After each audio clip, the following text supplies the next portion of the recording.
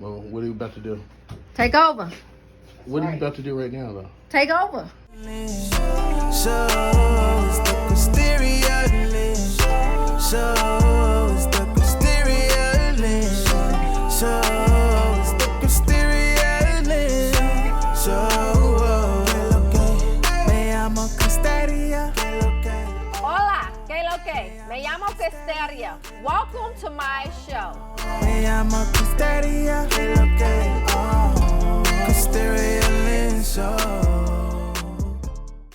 Today we have Chef Jernard. He has a cooking show on Cleo Network. Check this out.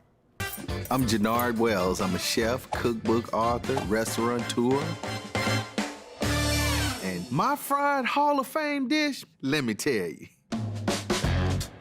Cajun king crab legs fried with a bacon skillet corn.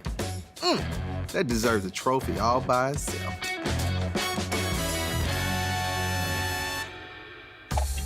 When I first met my wife, my pickup lines was, "Can I cook for you?"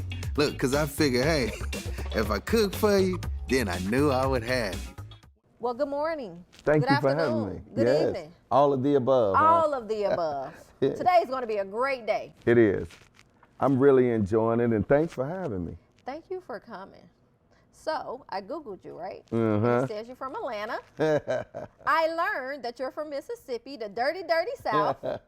Yeah, well, you know, and this is the thing, all of it is the South, and yes, I am from Mississippi, but I've been residing in Atlanta, Georgia for several years now, long enough to make it my home, and the way the city truly embraces me, you have to show love and pay homage to that. Well, you've been here long enough to sound country. I know it, right? Hey.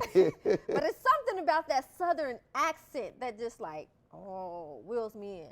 It's comforting. That's one of the biggest things. And you know, oddly enough, I was born and raised in Chicago, and my family moved to the South to Mississippi where my great-grandparents owned a lot of land, and they wanted to have a different upbringing for me, and that's truly where culinary took hold of me, just living and learning about everything. And during that time, I picked up a heavy Southern accent that I can't get rid of. And I used to, and why I say I can't get rid of, because it used to bother me, especially when we would go back home to Chicago and everybody would make fun of this Southern accent. Yeah. But it wasn't until I started to get older and really get into the entertainment industry, and I found out how comforting it is when you talk this way. So I embrace it now. People be like, can you say that over there? Yeah, I know, right? So growing up in Mississippi, how is that? So when I think of Mississippi, I think of racism, I think of all the bad things in Mississippi. So how is it growing up in Mississippi, and did that motivate you to cook? You know, to be honest, growing up in Mississippi, we know that it's racism all over the United States, whether you're in the South or whether you're in the North. Of course, the South gets the stereotype of racism because it dates so far back. Definitely. But at the end of the year, the key is having a great family, a great village around you. And what's so amazing is sometimes when you're growing up in it and you're living in it, you become immune to it, and you don't always see it or recognize it. And I have to say that I think my family did a great job, but also at the same time, growing up in the South versus other children my age that was born and raised in the South, my family would always take trips back north, so it allowed me to continue to see different cultures and understand that there's a difference, but at the same time, it highlighted and it enlightened my thought process on why things were the way. Because when you think about Mississippi, yeah, you got the dirt roads, you got the cotton fields, but at the same time, you got a lot of farmland and a lot of food. So that really is what gravitated and took hold of me. Yeah, so when you say that, I think about, you know, your cooking show. So you are an amazing chef. Thank you. A celebrity chef, best-selling author to multiple books, and the secret, y'all, don't know if it's really a secret, you have managed to mix love and romance with cooking. Yes, and I have to say, a secret that's really not a secret. Of course, this was taught to me by my mother, by my great grandmother, and all those that instilled in it. To me, is how food and love goes hand in hand.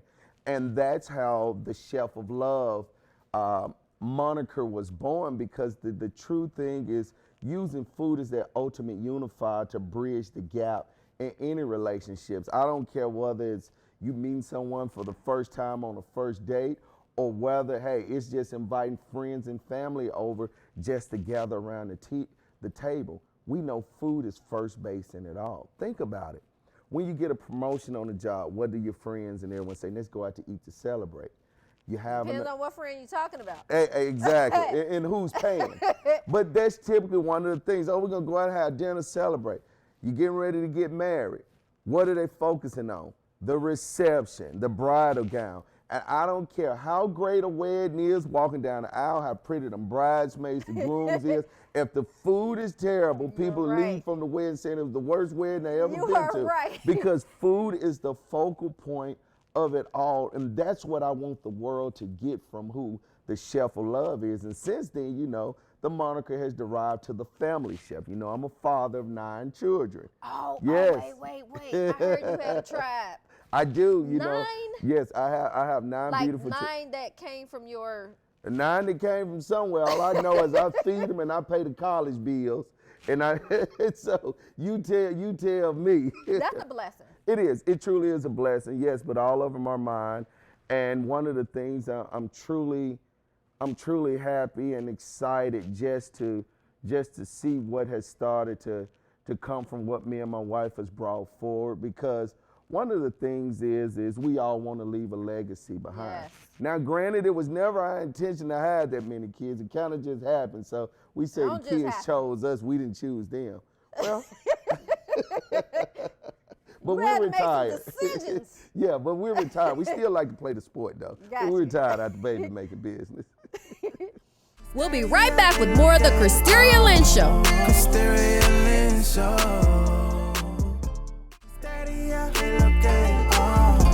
Christeria Lynn Show. That is amazing. That is great. So having 9 children and being who you are, how do you manage to find balance? You know, balance in your career, balance with your family. Because I have my tribe as well. It's not 9, but I have my tribe. And sometimes I find it hard to create that balance, you know, to give my children the time that they need and to dedicate the time to the business at time. And sometimes it's a pick. So how do you manage that? You know, one of my biggest things is, and my great-grandfather shared this with me, he said, Nardi, because that's what he used to always call me, Nardi, I tell you this, if a man find a job he loves, he'll never work a day in his life. And I took that literally. And so what I did as I was building my career, because, you know, I've been a professional chef for 22 years, and I've been in the entertainment side of it for 13 years. Oh, wow. And what I did over the course of those years, as I was seeing my career start to develop, I didn't want my children to miss out on that opportunity, nor my spouse, because that was one of the things that my father and mother did for me. When my father was a chef by trade, and my mother was a pastry chef, so when they traveled and when they catered and they did things, guess who was right there with them? Little Jernard.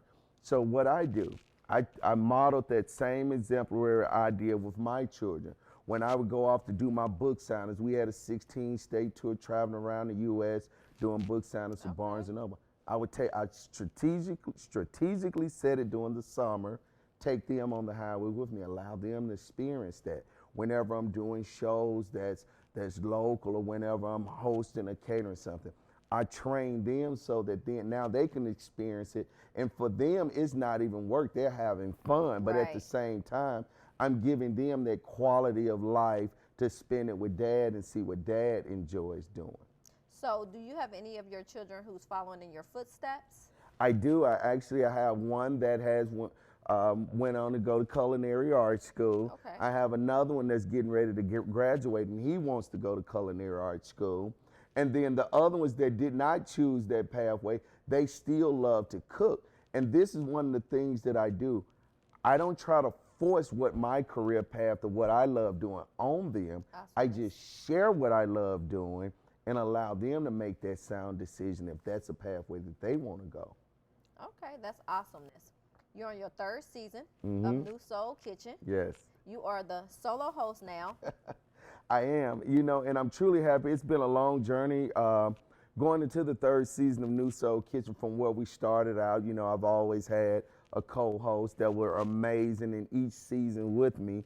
But this season with New Soul Kitchen has given me the opportunity to really show more depth and range and really interact while talking with my guests throughout the camera and just fully creating what it is that I love, you know, and it's all in the name. A lot of people, when they hear the word New Soul Kitchen, they think about soul food.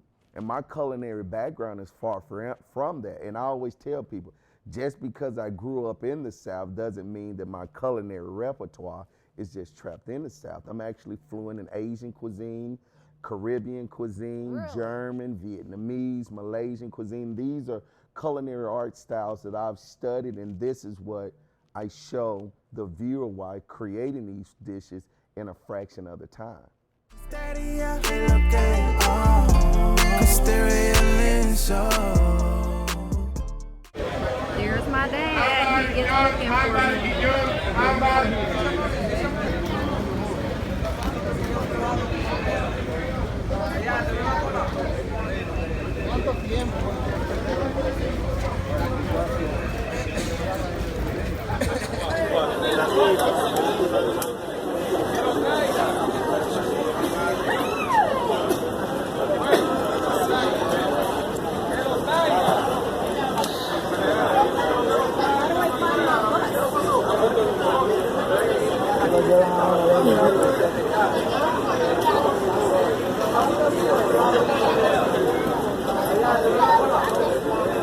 ¿Cuánto tiempo?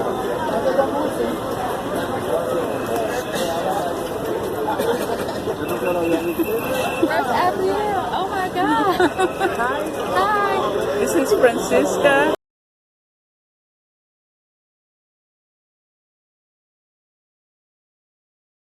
No, I'm not.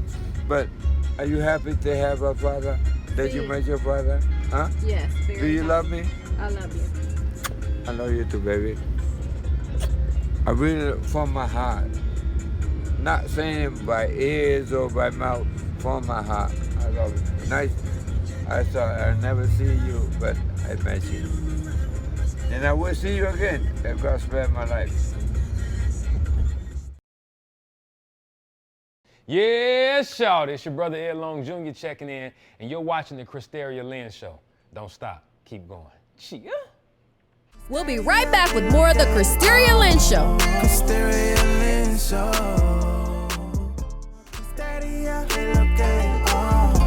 Christeria Lynn Show.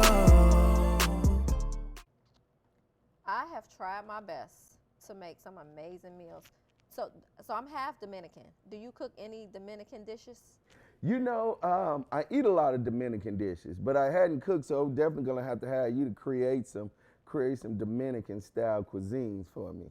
So, and would you mind I'm elaborating? not good at that. Oh, So wow. that's what I was getting Come to. on now. You know, because we were talking before the show, and one of the questions that I asked you is about healthy eating. I mean, they look at me like, oh, you're small, you're petite, and, you know, we're going to talk about the midsection. You got a high metabolism.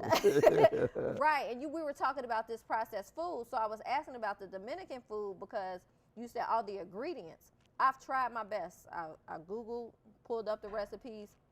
I failed miserably. Miserably. And you know, I'm gonna give you one of the tips and guides that I always share with the novice cook and the cook that's not so novice.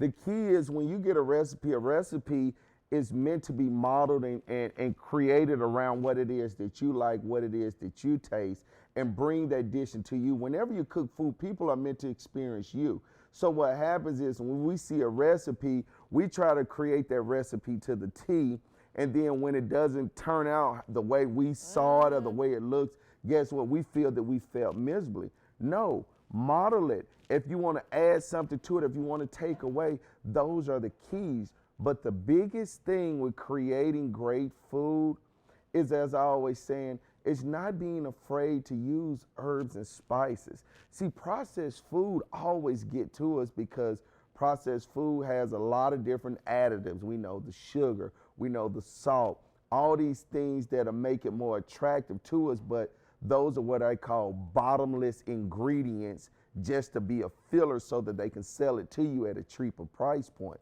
But the best way is when you take the time and create it yourself.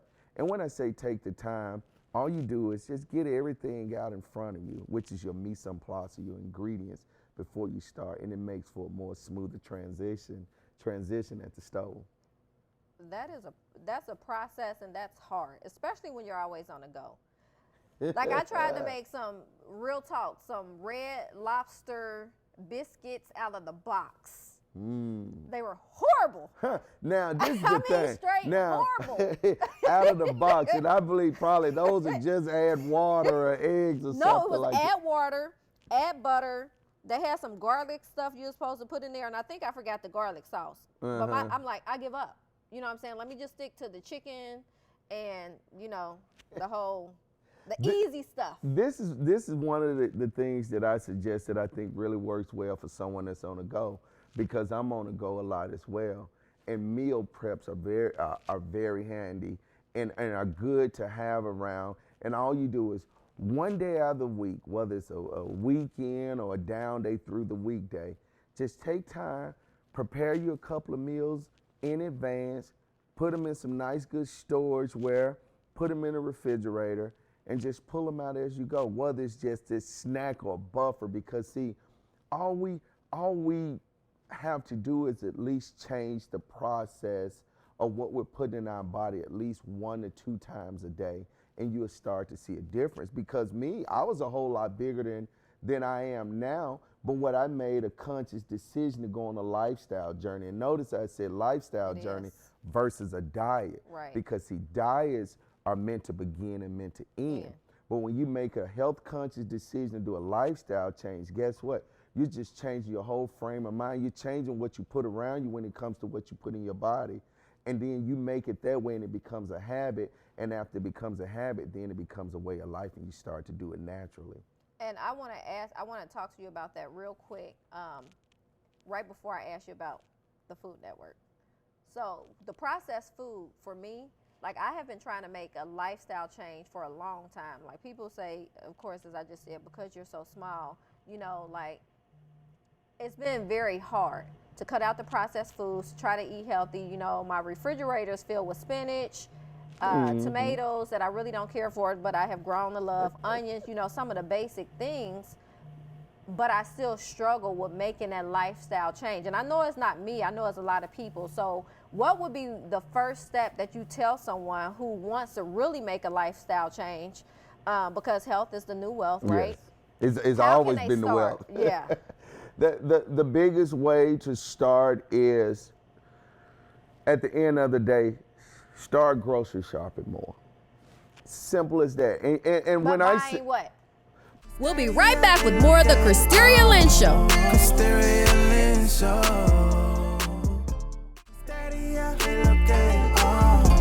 Christeria Lynn Show. By buying more greenery, incorporate the perimeter of the store. Yes, and the perimeter of the store is set up in that way. All grocery stores are set up to benefit you. Think about it. I don't care what's the brand of the grocery store that you walk into. When you walk into it, what's the first thing that's there? All of the live and living and growing things. When you walk into a grocery store, the first thing you're going to see is all the vegetation, all the fruit, all the things that you need.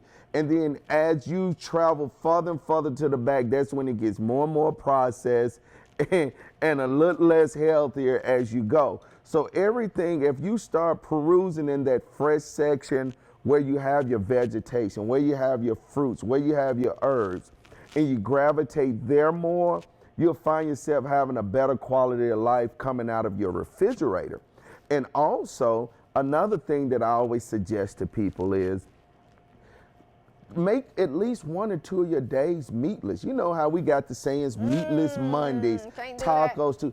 You can do it. And even if you can't make a whole day just, meatless throughout the whole day, at least make 1 or 2 of your meals throughout the day meatless, at least one day. Because think about it.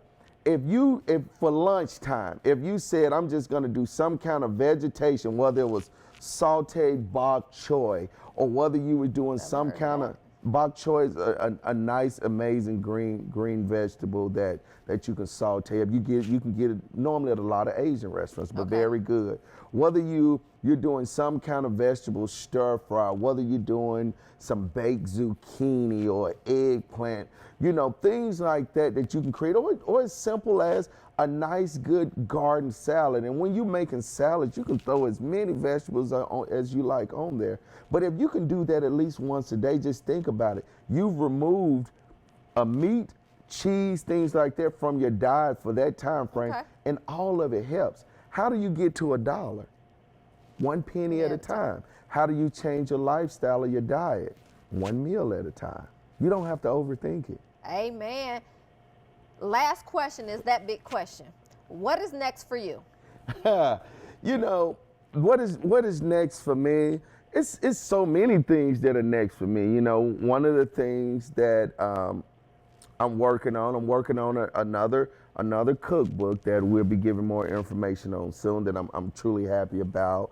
I want to go into the film industry from the movie side. That's been always one of my bucket lists, because I always create a bucket list of things that I want to do every year. We can call it our bucket list, we can call it our wish list, whatever you want to call it, your vision board. But those are set things that I want to do. But my ultimate goal in the culinary industry is to truly become a household name. I want people to recognize Chef Jernard the same way they recognize the Bobby Flays, the Emerald Lagassias, the G Garvins. That is my goal. I want to become that staple in the house that you would go to if you want to know something about great food that you're putting in your body to create something unique. Well, amen to that. It's been great. Can you tell people where they can find you? Yes, you can find me on all social platforms at Chef Jernard, or visit my website at wholecuisine.store. Well, it was a pleasure having you. We have to do this again, but the next time, I want you to cook. You know what? I will cook only if you cook along with me. See? That. All right, good, cool. Until the next time, you are watching the Christeria Lynn Show. Que pase buen dia. Christeria Lynn Show.